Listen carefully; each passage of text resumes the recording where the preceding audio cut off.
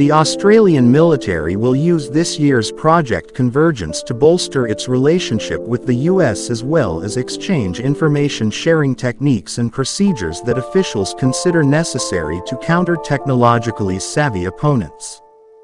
Brigadier General Warren Gould, the Director General of Systems and Integration with the Land Capability Division of the Australian Army, said October 12 the weeks-long experiment will allow the two militaries to intimately interface.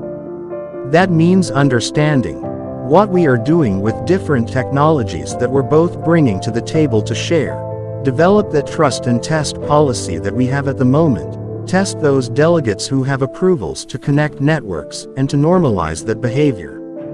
I have the fortune of being able to look to the future through Project Convergence, Gould said at a defense news event during the Association of the U.S. Army's annual conference, and then try and apply that into how we work tonight, how we fight tonight. Project Convergence kicks off in October and runs through November. This year's edition will directly involve Australia and the UK, two close allies, as well as other international observers. The experiment will feature Indo-Pacific and European scenarios, an acknowledgement of national security threats posed by China and Russia, respectively.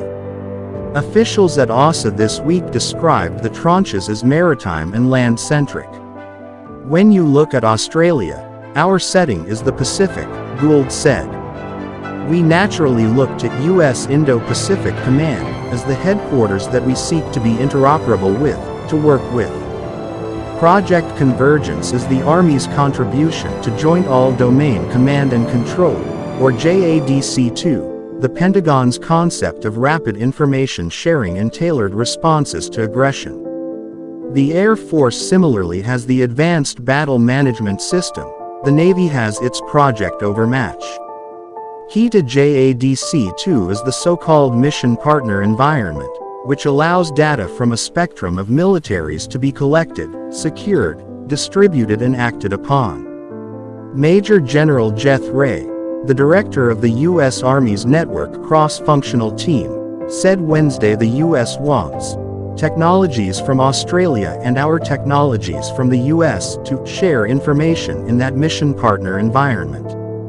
The Army in June said it verified the forces participating in Project Convergence this fall can exchange data and link over long distances, a major milestone. The preliminary testing included dozens of technologies, according to the service, and stretched from Aberdeen Proving Ground in Maryland and Fort Bliss in Texas to the Australia and the UK.